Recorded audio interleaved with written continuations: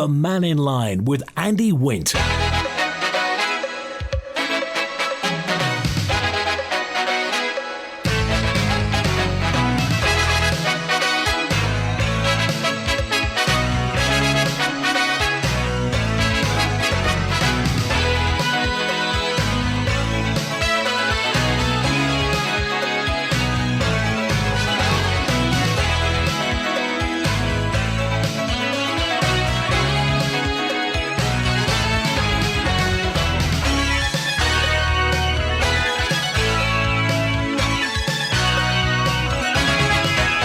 Hi, good afternoon. Welcome to Mannin Line on Manx Radio this Monday lunchtime. Open line today, so whatever you want to talk about. Of course, tomorrow, the big day, the Chief Minister will be on Mannin Line, so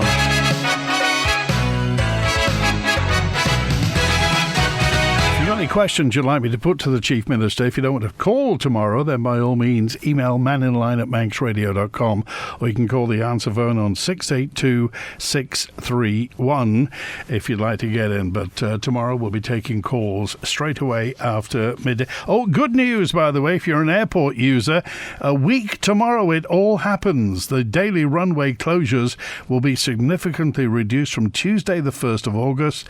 That's a week tomorrow. A new air traffic controllers roster is going to be in place from Tuesday the 1st of August, which will mean there are only 2 periods of closure compared to the current 5, and reducing the total closure time by more than 2 hours. So from a week tomorrow, the only 2 morning closures will be retained. It's 8:30 till 9:05 and 11 o'clock to 11:35. Currently there were more. There was a 1:30 currently till 2:15, 4 till 4:35 and 6:30 till 7:15. So that was mucking everything around. Anyway, a week tomorrow, we'll see what happens. Don't quite know what's happened within air traffic control. I don't think they've magicked up any more extra air traffic controllers, but there we go. That's a week tomorrow, so you can rest assured if you use the airport, then it'll be okay from a week tomorrow. Not that it hasn't been half bad recently, but we don't know what the other issues are. Of course, with EasyJet, the EasyJet last flight always being the last leg of something that's done 3 or 4 legs. And it sounds to me like the air traffic controllers went from 5 breaks to 2 breaks with little roster reschedule. Why couldn't that have happened 2 months ago, says James. I'm guessing that we weren't told the whole truth here. Probably a roster reschedule or a pay increase. Is it a subsidy? Chris Thomas was playing by the rules and saying no. So he got fired, and hey presto, they go from 5 breaks to 2. All is good. Well, we'll see tomorrow. We'll just see what the Chief Minister's done, really. He's now the interim Minister in the Department of Infrastructure, so we'll ask him tomorrow. But I mean, it's good news, let's just say that. We'll take what we can get, can't we, where that's concerned, in that there will be fewer closures at Ronaldsway Airport because of that. So we'll, as I say, we'll take certainly the questions. If you want to get a question in, then by all means, for the Chief Minister, drop it down. We've heard that Mrs. Jackson from Peel Cloth Workers is also going to be head teacher at Moran School. It was announced last week, Jason. Why is the Education Department devaluing head teachers? This is a way to cut costs. It's happening over and over again with head teachers having multiple school responsibilities. Thank you, Jason. Well, it's certainly happening elsewhere on the Isle of Man. So, but at the moment, we don't quite know what will happen, do we? I mean, you don't know what's going to happen when there's a team leader, if you like, in charge of 2 schools. Presumably, parents will have something to say. Governors will have something to say. But anyway, we'll see. What about single-use lottery tickets, says Texter 272, sent at the back end of last week. Oh, my word. Well, this single-use plastic is coming in 12 weeks' time, so we'll see what's going on. Haven't really got an answer yet regarding single-use, and I'm sorry to say this at this time of the day, single-use dog waste bags. I'm guessing that slips through the net and that you can use those, because obviously the alternative is not terribly advisable. There's one thing, and I've got to mention I'm trying to think, it's Rebecca, wasn't it? Rebecca asked me last week to look at this again, so I will, Rebecca, thanks for this. And she said there was a report on Manx Radio recently, and it's about cancer services on the Isle of Man. Increased demand for cancer services on the island is significantly outstripping resources. Manx Care had its busiest ever month for cancer referrals recently. 455 new patients, phenomenal number of patients in May. 455 referrals in May. The Healthcare Board budgeted for a 3% increase, but the rise in demand for cancer services over the last year stands at 11%. Now, if this affects you, obviously, this is a touchy subject with many, many people, and cancer touches many lives, some directly, some indirectly. But if this is something you'd like to talk about, and if you have a report on perhaps your treatment for cancer or somebody you know's treatment for cancer, then please, brickbats and bouquets by all means. The Manx Care Chief Exec, Teresa Cope, and Operations Director Oliver Radford and the Finance Director Jackie Lawless have been discussing the sustainability of the cancer service on the Isle of Man. I just wonder what you think. In the very first year of Manx Care's operation, we invested significant additional resource into that service because we recognised the challenges that it's under. And if what we're seeing is a growth in demand that exceeds the 3% growth that we anticipate for the whole system, I think what we're finding across various parts of our system is our demand growth is actually growing much faster than that of 3. And we just need to understand what that is and factor that into our future. You know, I'm immensely grateful that happened because I think we now have a MDT team that has an incredibly good handle on all of the cancer referrals coming through, as well as the tracking of them, which, you know, are a grip that we've never really had before. So that is a huge advantage that I think probably a lot of trust would go for, really. But I think what you said, Jackie, I think the demand that we're seeing is significantly outstripping what we've got. So, and you know, we always prioritise 2-week waits over everything, and I think there is a risk that we probably as a board need to recognise that as 2-week waits continue to increase, it will have an impact on other non-cancer services. So, you know, the increasing in the outpatient waiting list will continue as we try and do our best to fit in those 2-week wait referrals. We absolutely should build in much higher level of growth, because those systems that have achieved good outcomes in cancer care and delivery have, because they have given some very clear messages about referring when there is a very low index of suspicion.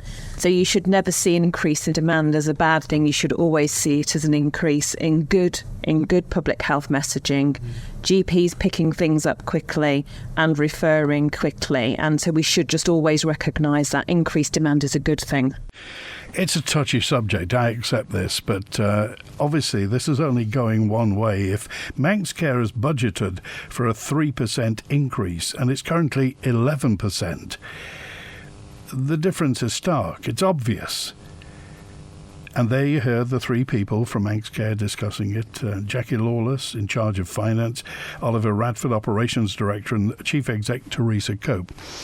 If you've got any thoughts on the matter, then please do get in touch.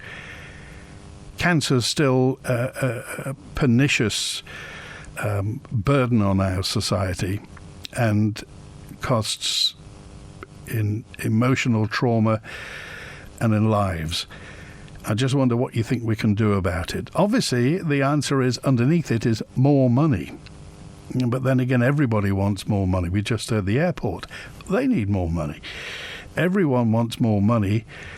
It's a case of priorities. That's probably something I shall put to the Chief Minister tomorrow, in really, how do you prioritise where to spend what is perceived as a diminishing purse? What do we do? How do we get through this administration and also plan for the next administration. I listened to Manx Radio today on the internet regarding the registration number on the motorhome. This came in from Alan, who just said, I've got the same Manx number on my motorhome that I had on a brand new Ford Fiesta I bought at Empire Garage in 1992. It shows up in the UK at garages or tyre fitters still as being that Fiesta. I left the Isle of Man in 1998 and lived in Switzerland until 2017, and I used the old Manx number to register my Swiss motorhome on my return to the Isle of Man. Maybe it was something to do with the original Ford guarantee back in the day. It still does cause remark if I call her to Quick Fit for tyres or anything else in the UK. Your caller didn't mention which government site they used to look up the number. You'll be amazed, by the way, how much interest Manx plates generate with folks abroad and occasional police stops or border delays. Attempting to pay the auto camera tolls on the Toronto Ring Road motorway was an online circus, particularly as the signs threatened dire fines if not paid properly. I eventually got a phone call 2 weeks later telling me to forget about it and hoping I enjoyed my Canadian trip.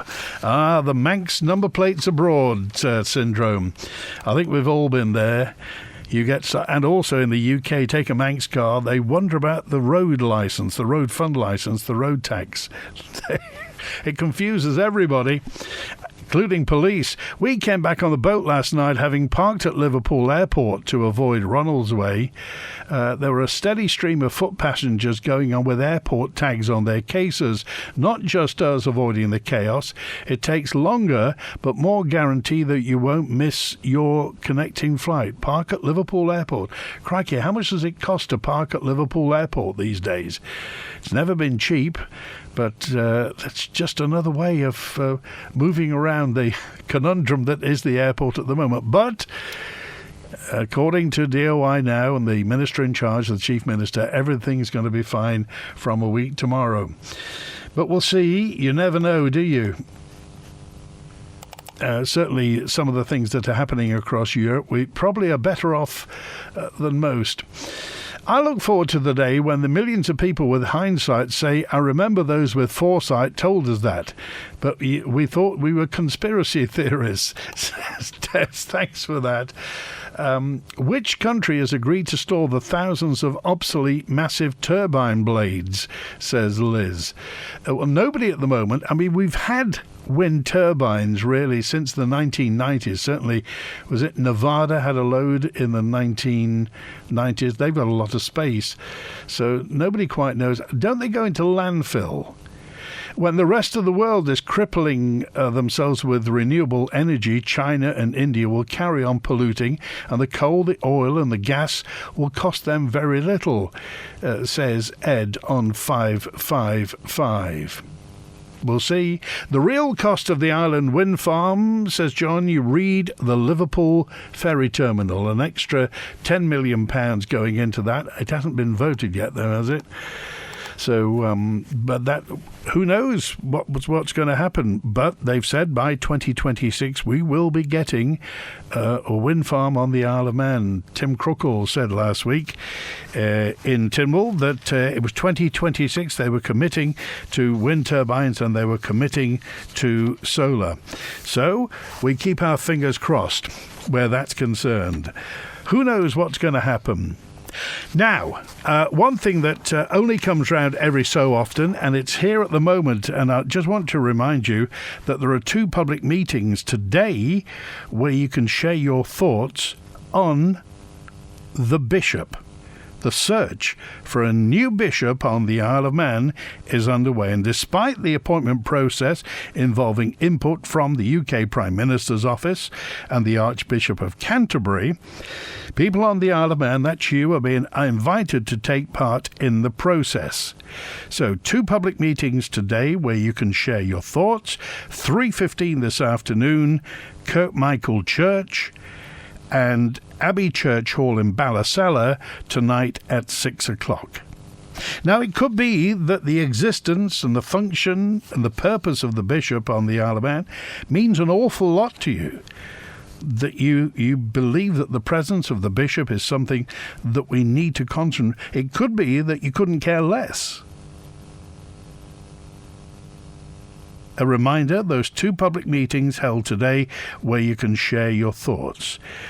Here's a detail of the report about the search for the Isle of Man's new bishop. Steady. The X Factor this is not. But there is a will for public engagement in finding the person who will replace Bishop Peter Eagles when he retires this autumn. Today, the Archbishop's appointment secretary is visiting as part of a consultation process to find his successor. 2 public meetings are being held where people can share their thoughts. Island Archdeacon, the Venerable Irene Cowell, says it's an opportunity not to be missed. There's a lot of consultation that needs to take place. It involves various people, both from within the Prime Minister's advisory team and also the archbishops, as well as across our own diocese, amongst what we call the Vacancy and See Committee, who are tasked with the role of drawing together a statement of needs for our diocese. There's an understanding that there's a need for some change. The diocese face many of the same problems other organisations face across the world, really, in terms of financial issues, buildings, and also an ageing population. And I think for us, the challenge is mission in this generation to the whole of society and how we can connect and how we can address some of those issues. Some listening to this may question why the island needs a bishop at all, whether this is an unnecessary expense or perhaps money that could be spent elsewhere. All points which could be raised at those public meetings with the Diocese of Sodor and Man today, which is urging people to come together to discuss how it can meet the challenges of ministry and mission into the future. The bishop is actually paid from central funds in the Church of England. We don't actually contribute to the costs of the bishop. It isn't a drain on our resources, and to have a bishop, I think, is really important as that spiritual leader for our island, somebody who can be visible and be part of the community and life here. What do you think about it? That's Irene Cowell talking about the bishop's appointment on the Isle of Man today. So Kirkmichael Church 3:15 and Abbey Church Hall in Ballasalla at 6 o'clock tonight if you want to have your say. It doesn't happen very often, and if it affects you, then get yourself down there and find out more. Bonzo's with us on today. Hi, Bonzo. Hello there. Yes, I thought I'd phone in before tomorrow because I usually like to give everyone else, who might want to phone in, a clear field when it comes to talking to government ministers and the chief minister. And B, I know that Alf Cannon would probably be the last person to accept a call from me. Probably along with Chris Thomas and Rob Callister, but you know what I mean. Yes, after hearing on Friday, I'm afraid about, 40 minutes plus of renewable power is bad. Renewable power is very bad. It's all part of the green agenda. It's all part of some sort of conspiracy. We need Crogga gas because it's an opportunity far too good for us to miss. Blah, blah, blah. Let's think about the fossil fuel agenda, which has been denying climate damage for the past 50 years. And work on from there. No, that's the usual barroom Brexit voting, braying wisdom of Daily Mail readers, which I'm afraid doesn't usually bear intellectual scrutiny. But going from that to the cost of renewables and the Liverpool ferry terminal. Well, the cost of the renewables as planned by Manx Utilities is relatively predictable, actually, because you know how much a wind turbine is going to cost. Oh, and by the way, these things are wind turbines that generate power from the wind. They are not windmills. Windmills are things that grind corn and occasionally pump water. They also feature in Camberwick Green and Trumpton with Windy Miller grinding corn when he's not making cider. This dismissal of wind turbines. These are high-tech machines that are there to do a job, and the denigrating them by calling them windmills, like they're some toys, is just again part of the Daily Mail type reader intellect conspiracy, if you will, of those who just want to do anything to stop renewable power, and keep on fossil fuel, burn. Like the Conservative government at the moment, Rishi Sunak, has just after the dire performance at the by-elections, is now going, yes, we've got to roll back all the net zero stuff. We can't afford it anymore. Desperate. Yes, now we've wrecked the economy, let's wreck the planet. Yeah, isn't that a good idea? Absolutely stupid. But one thing I think you can perhaps ask Mr. Cannon is the questions that I actually raised with David Ashford a few weeks ago about Crogga and about the people who are now involved with Crogga, who of course have been involved in things such as bribe scandals. Are these the people who we suddenly should really be doing business with? Because I seem to recall Mr. Cannon was not particularly enthusiastic about Crogga, or, well, he was very neutral about it, and was quoting figures that were well down from Crogga expectations of or what Crogga had actually put forward as the amount of money that would be generated, and the amount of money that would be generated for the Isle of Man, to now a complete flag waver for Crogga, to the point where he will eject his own Minister of Infrastructure. Do you think Chris Thomas was against the Crogga proposal? I think he was certainly against the idea that it should just be rushed through and amended any time that Crogga complain.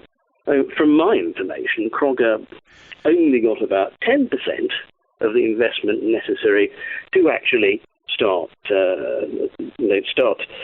exploration operations. So that doesn't exactly say a lot for the credibility of them. I just wonder, Monzo, why it is that we seem to have two opposite sides to this argument. Most people just want to get on and live their lives, and yet we have, it's obvious that you're a proponent of renewable energies. You see the value in it, you see the merit in it, and on the other side we have people who have completely opposite views to you. So I just wonder why each side doesn't have a killer argument to convince the other side. Why is it that it seems to be adversarial, and in the middle, there doesn't seem to be any way forward? Why is it that nobody seems to be able to nobody seems to agree on this? I mean, I will point out, when you're mentioning the Daily Mail, according to the wholesalers of newspapers on the Isle of Man, the most purchased newspaper on the Isle of Man is the Daily Mail. Yes, that hardly surprises me, because there's a portion of the community which have come to reside here because they want it to be like Britain 30, 40 years ago, which is precisely the kind of thing that Daily Mail advocates. The kind of people who don't want LGBT people to be employed in schools as teachers. The kind of people who would prefer the black and white minstrel show to be reinstated on BBC television. No, so I don't regard the idea that just because the Daily Mail sell lots of papers here, or Nigel Farage is able to get a reasonable audience at the Gaiety of those kind of people, I don't think that validates anything that they say. So how do you think you'll be able to convince people that what you say is right and that they should agree with you? Well, when we were talking about, they always try. Those who are against renewables and advocate business as usual, but more so with fossil fuels, they tend to always put it as some kind of almost religious argument. The green agenda, want to change the world and make it into this not capitalist place. The idea of actually having a better world and one where most of life on Earth isn't dying off, I think that's good. That's quite reasonable. But let's park that one for a bit, because most of the reasons that I've been advocating renewables, and certainly when it comes to offshore, is because that can pay a lot of money into the Isle of Man Treasury, and that is money that we control and we can be assured of, which we can be with seabed leasing to somebody like Orsted, whereas we can't be certain of that with Crogga, because even if Crogga had all these marvellous amounts of resources that they keep claiming, those things come under agreements with the United Kingdom. And so the idea that somehow we would get any money that was going, I think you would find very, very quickly just how much home rule we have at any particular time. So do you think, Tim Crogga was talking about onshore wind farms last week as well. Do you think that if we get onshore wind or we get our own seabed wind turbines, do you think the moment the money starts coming in the amounts that you think it would come in, that would convince everybody? Well, certainly from offshore. Yes, when you see the blocks of seabed that are just adjacent to Crogga and such, they're being leased out by the Crown Estates for £200 million a year over the past 10 years. Over the next 10 years, sorry. And, King Charles, I think, has been noted recently as he will take less money from the Crown Estates because of the fact that the revenue from these wind farm leases is so great. We could have reasonably, you've got a £200 million lease on the border with the one with our seabed area. I think it would be very, very reasonable for us to ask for £100 million for the first 10 years. Well, that would change everything, wouldn't it? Yes, that would be transformative. And there are another 3 sites that can be developed. Now, why should we watch and look at the people complain, the view is spoilt by them? Well, the view is being spoilt by Crescent, the ones owned by other people, where they're getting all the money, and we're just sitting around watching in the middle, wondering if we can afford a health service, wondering if we can afford to have the roads mended, whether we can afford to actually shore up the sea defences. So these are things about generating the revenue we need. And another thing I think that really Alf Cannon needs to realise, he must ditch these conservative nonsenses about tax. The wealthiest part of our society, the top 20% of incomes, and certainly the top 5% of incomes, have had a very good ride over the past 30 years. About time they started putting something back. We need to tax those people fairly, because at the moment they are not taxed fairly, and the people on the lower end of the scale are overtaxed. Okay, all right, we appreciate that. Thanks for calling today, Bonzo. Appreciate it. Bye. Good to hear from you. And Betty's with us now. Hi, Betty. Hi, Andy. I'd just like to come back against Bonzo and his views. He is enabled on this programme to spout at great length on his views, which are quite contentious anyway, and probably in the minority. But that's fine. It's what this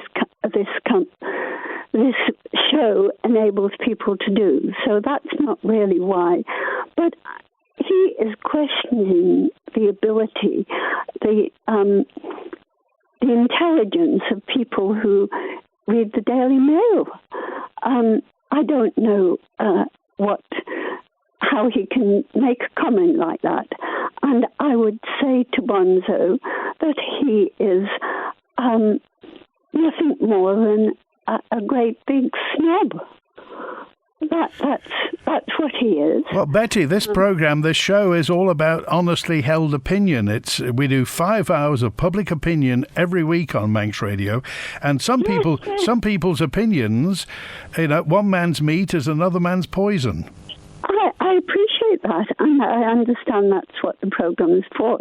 So I'm not questioning that. I'm questioning the fact that he calls Daily Mail readers.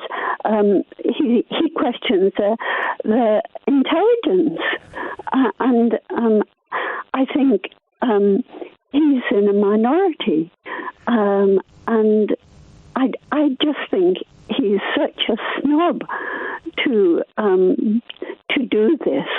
That's all. I think he's a great big snob. You're not. What newspaper do you read, Betty, if I might ask? I do read the Daily Mail, but I do read other papers as well, mostly the Telegraph, and sometimes the Times, and sometimes the Express.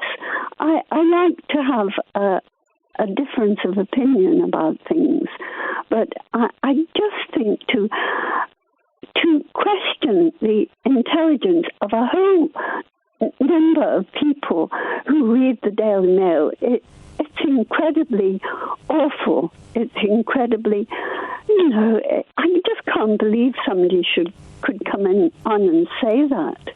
Okay. Oh, no. Well, as I say, it's opinion, and, sometimes someone else's opinion isn't to your liking, but we get on and we do it in a civil manner, don't we? Yes, he's allowed to have his opinion. I'm not questioning his opinion, but I'm questioning the fact that he has classed all the Daily Mail readers as stupid. Okay. All right. It's good to hear from you, Betty. Thank you. All right, so 22 minutes before 1 on Manx Radio. Alfred Cannon, the Chief Minister, is on Mannin Line tomorrow between 12 and 1, live on the air. And if you have something to say to the Chief Minister, you can get in line tomorrow, you can call tomorrow, or if you want to get a question in the meantime, call the answer phone on 682 631 or email manninline@manxradio.com. While the show's on, the telephone number is 66 13 68 and the email studio@manxradio.com. Wherever life leads you, let us lend a hand with an HSBC personal loan. Maybe you've got big plans for a special celebration, new car or home renovation, or you want to get your finances in order by consolidating your debts. We offer competitive rates and a quick decision process. You'll be able to access your funds as soon as we approve the loan. Search HSBC Loans and get in touch today. View full terms and eligibility criteria on the HSBC website. HSBC Bank PLC is licensed by the Isle of Man Financial Services Authority. Spectrum Windows. If your house needs a new look and your windows letting rain, keep those cold breezes out and make it look like new again. Spectrum Windows, Spectrum Windows. Quality through and through. Great work guaranteed to you. Spectrum Windows, Spectrum Windows. Once again, the Isle of Man Farmers Markets will be at the Southern Agricultural Show, Orisdale. There'll be a wide selection of fresh local produce available direct from the producers. Look for us near the entrance gate. The Health Services Consultative Committee released its annual report a few weeks back, which was mildly critical of the Health Department. Outgoing Chair Andrew Cole, in an interview about his committee's report, felt that the Health Minister tried to bully his committee. The Minister strongly refutes this allegation and describes the report as riddled with errors. In the meantime, the broadcaster who interviewed the outgoing Chair claims he's being threatened with lawyers' letters. What on earth's going on? Find out more on Agenda this evening at 6 p.m. on Manx Radio with me, Phil Gaughan. Is the Minister being too robust in defending his department, or is he right to kick back at criticism? The Mannin Line with Andy Wint. 19 minutes before 1 on Manx Radio. The World Wide Web grew and grew, making people billions from Twitter and things like that. Climate change is the next money-making religion, says G. Juan's on now. Hi, Juan. Go on, Betty. Give it both barrels, girl. Isn't she good, eh? Have you been to see the new Barbie film yet, Andy? I haven't as yet, and also that Oppenheimer one's booked. You can't get a seat for the Oppenheimer one. And I'm surprised, you get all this here press about them, but The Sound of Freedom, which is quite a good film, I believe, has broke or grossed 12 million in a week. And also, did you hear there are rumours about it being sabotaged? Yes, I heard that. It's amazing, isn't it? How the truth about child trafficking, and that doesn't get a look in, does it? But I wonder whether The Sound of Freedom will get a showing on the Isle of Man anywhere. The Sound of Freedom. Don't get me started on that one. It's not what it came on for, but just following on from what Bonzo said there before. And no one, I don't think anyone, you have this here volume 10 on the microphone all the time and they drown out everyone else. No one, I don't think, is against renewables. I think everyone has got sense and they go, yeah, I mean, why would you not? It makes sense. What doesn't make sense is to give up what you've got totally for something which is unexploited. And there's no cost on it. We haven't got the costs involved in it. And the biggest question that we've asked time and time and time again, I've asked it, Julian's asked it, everyone's asked it, where's the base load? They're not giving us this answer. And as Bonzo quite clearly said weeks ago, it's going to be painful. Well, when you look at the 2 ton of carbon credits that they want us to use compared with what we use now, that surely will be painful. That means you're going to have to live in a 15-minute city, not have any flights, and not travel in a car. So, yeah, it is going to be painful. But this group of people seem to be hell-bent on doing it, and we seem to have a government which is hell-bent on following the microphone volume 10 rather than the microphone that's been turned to volume 1.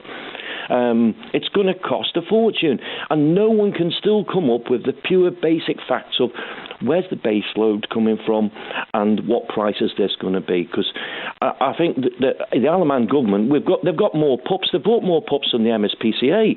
We haven't got any money to buy any more pups at the moment, and it's something that really needs to be looked at. Not lightly, because the way we're going, we're going to have no money left, and then we're going to be part of, more part of the UK than what we are now, shall we say? Well, surely, as a small jurisdiction, as a micronation, we're in a perfect position to sort this out ourselves, because we know what we need, we know what the population is now, what it's going to be. Surely, with the wit and the wisdom and the will, we should be able to sort this out without falling out. And that begs the question of who's in control here. Because common sense, like you've just said there, Andy, we're in a unique jurisdiction here. I've said that so many times. We've got food, we've got farming, we could have sustainability and power if we look down geothermal routes and Crogga.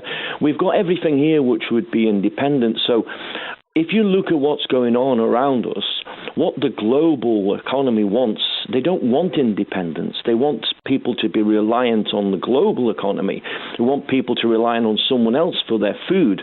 So you're always in someone else's pocket. And we have got that uniqueness here, which I feel we're throwing it away slowly to become subservient to someone else. But globalization has come upon us in the past 30 years. Globalization isn't just the World Economic Forum or George Soros or Elon Musk. It's strawberries in December. And we accepted buying strawberries in December. We accepted just silly things, facetious things like that. That's globalization. We accepted, buying multinational products and putting businesses on the Isle of Man out of business. So we're all complicit in globalization, Julian. Totally, Andy. Yeah. Well, and I mean, we're all complicit with everything that we buy is from China. And no matter what you criticise Donald Trump, his views on having the economy in America and having industry back there, which is what England should be doing, is becoming independent and having industry back there. Because yes, we have relied on the big global agenda for some time, and that's what we need to be stepping back on. Not so much having whether we have a car or not, but whether we have a Chinese Chinese car or not, maybe.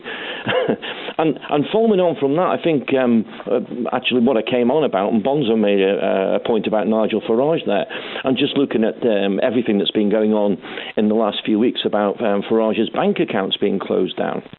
And that again leads to a precarious future with digital currency. And again, I'm going to link into this one about what you're saying about us being independent here. You know, the future, I think people again have been led down this. It's so easy to pay for things by card, and now you're paying for it by your watch even. But every time we do that, there's probably another person going to go out of work who serves you in a supermarket. If you don't pay cash anymore, you don't go to the cashier. You might save 2 or 3 minutes in your day, but someone somewhere is going to be out of a job.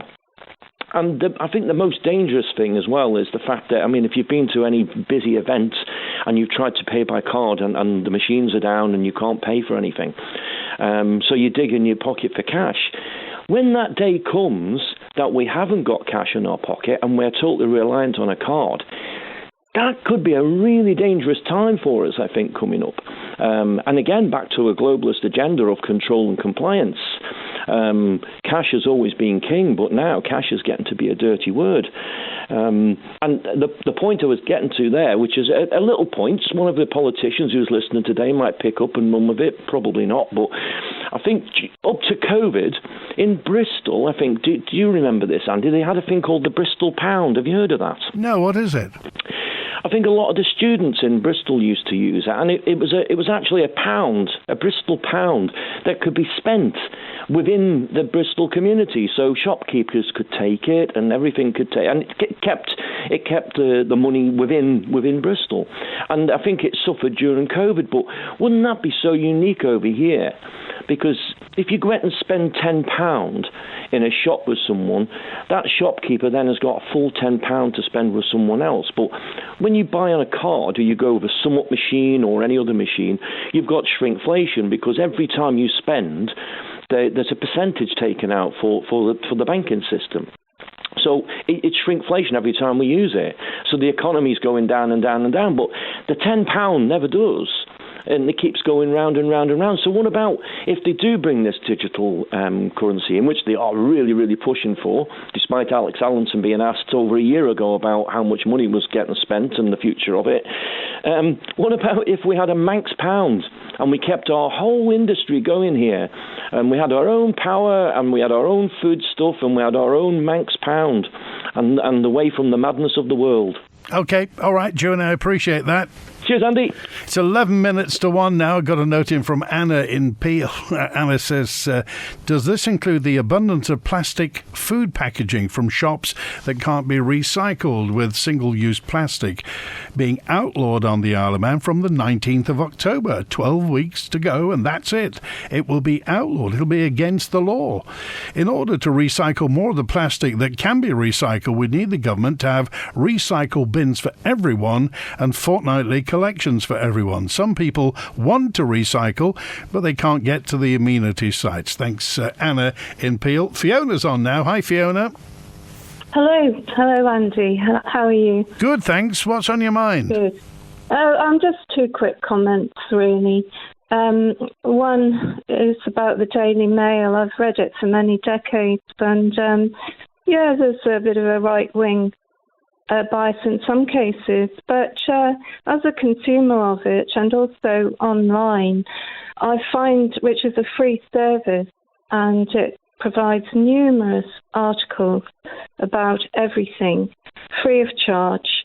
And I think the Daily Mail does a wonderful service, but it's been demonised, particularly by the millennial generation, the younger generations. It seems to be an absolute trend, some sort of woke anti-right-wing trend to demonise it, and the baby boomers and people like myself who read it. But they've got a wide range of journalists reporting all sorts of information about all sorts of things. So I do resent it being stereotyped. And, as I say, it does very wide coverage. It is a bit depressing reading it online because of all the violence, all the abuse, all the bad stuff that's going on in the world. Okay. It's pretty horrific. So that was one comment. Okay. Another comment was it grates with me every time I hear the word Crogga, because I can't understand why a business enterprise in Macclesfield should take the name of what was my family home for 45 years. Oh, good grief. Yes. And Crogga Mansion was bought by my grandfather in 1940, who was the second Deemster Macpherson, and the steam train would stop for him at the bottom of the garden every morning. And then my father was left Crogga, and I have very fond memories of my childhood down at my grandparents' house. I grew up on a farm in Santon, and so would regularly be at Crogga. But I don't know, does anyone know why this renewable energy scheme should have taken a name which only, up to my knowledge, occurs in the island, named after the Crogga River and that area of land. Okay, next time they're in, Fiona, I'll ask them. And not many people have that perspective that you have, and it's great to hear it. Yeah, it's close to my heart, Crogga, but it really grates because anyone who knows the island knows it's not a name of Macclesfield, the name taken from Port Sodrick, from that particular piece of land and the Crogga River. Okay. Obviously, Crogga in Manx, but my grandmother anglicised it a bit. Okay. But she opened many functions as the Deemster's wife. Sadly, he died in the 70s. And of course, you can still see the remnants of you can see the remnants of the steam train halt as well as you go by. Yeah. Okay. Yeah. All right, Fiona, thanks for calling today. We appreciate it. It's a great call. Thanks for the information. Have you ever thought about learning another language, trying out something artistic, or fancied giving guitar lessons a go? Maybe you're looking to develop new skills for your job or career, from creative arts and catering to agriculture and digital literacy. Whether you're looking for a course that's just for fun or want to upskill, University College Isle of Man offers a wide range of adult learning courses to help you meet your goals. Visit ucm.ac.im to find your next course. Step into Office World, the island's largest fully stocked stationery store, where there's over 5,000 items on display to take away. From pens, paper, inks and toners to general stationery, adhesives and batteries. You can get what you need right now from Office World, with all the big brands, including Pilot, Pentel, Sellotape, Duracell, Gorilla, Pucker Pads and more. Office World is conveniently located on Spring Valley Industrial Estate, with easy parking right outside the door. Office World! Experience a true celebration of island life, where farming comes first at the 2023 Southern Agricultural Show. With 2 full days of local entertainment, livestock exhibits, local traders and more. With a new showground layout and new demo area including live farm machinery displays. And we're right on the bus route, no need to drive. The Southern Agricultural Show, 29th and 30th July, Orisdale Farm, Ballasella. Kids go free. It's a show not to be missed.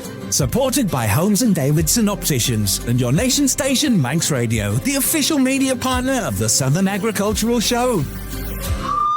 I'm Mike Buttle. On Tuesday evening, as part of Manx Radio's Island Life series, I'll finish my look at the Isle of Man Steam Railway by remembering the Manx Northern route to Ramsey. It's been well over 50 years since the last train clattered over the impressive viaduct at Glenwillan, but I've found a few people to share some lovely memories of the days when steam was king. But we do hear many people stopping and telling us that they used to catch the train from here to go to school in Ramsey. There was a machine outside the cafe that you could stamp your name on a strip of metal. And the main thing was sitting in that train, going out there, and when we got to Sulby, I remember the train stopping, all the hissing and the noise of the train coming out. That's Tuesday night at 6 and available as a podcast afterwards at manxradio.com. The Mannin Line with Andy Wint. Pastor Mike, good afternoon. It's 5 to 1. Dewan talks about agriculture on the Isle of Man, but thanks to the government, it's in dire straits. Look at the mess at the meat plant, says Peter. Certainly something we'll be talking about in the near future, as Mannin Line will be live at the Royal Manx Agricultural Show on Friday the 11th. We'll have a a panel of people talking about agriculture, the state it's in, what's happening at the meat plant, what's happening with the milling wheat, and everything else to do with the countryside. That's going to be live at the Royal Agricultural Show. Crikey, if it's as hot this Friday the 11th as it was last year, it was steaming. It was a fantastic show. And don't forget, this weekend, it's the Southern. Fingers crossed for the weather. It's a good job it wasn't the last weekend, but this weekend it's the Southern Agricultural Show. And Friday the 11th of August and Saturday the 12th is the Royal Manx. And tomorrow, the Chief Minister is on Manx Radio. And I agree with the last lady's comments. We shouldn't be making rude and unnecessary comments. Well, I'll be honest with you, you can have an opinion that is different to somebody else's. We all don't have to have the same opinion. And wouldn't it be a boring world if we did? You mentioned the consultation that's gone out about commissioners for large vehicles parked in residential areas. I'm unclear at the size of the vehicle that it refers to. There's one dumped in our estate sitting on 4 flat tyres with a floor plate rusted through, hasn't moved for 10 years. I don't think it qualifies to be shifted in the consultation, as it's 2.4 metres high and 5 metres long, 20 inches too short but much higher than needed. If we're going to have another decade of this wreck being dumped here, used as a cheap shed, as it's taxed, what will the commissioners do? It should be one or the other to stop these vans being abandoned next to the people's house for so long, says Dick. Oh, and a message in from Tim, who also said, are they ever going to move that lorry from the Middle River Industrial Estate? There's mushrooms growing underneath it. Thanks to Howie today. WINT.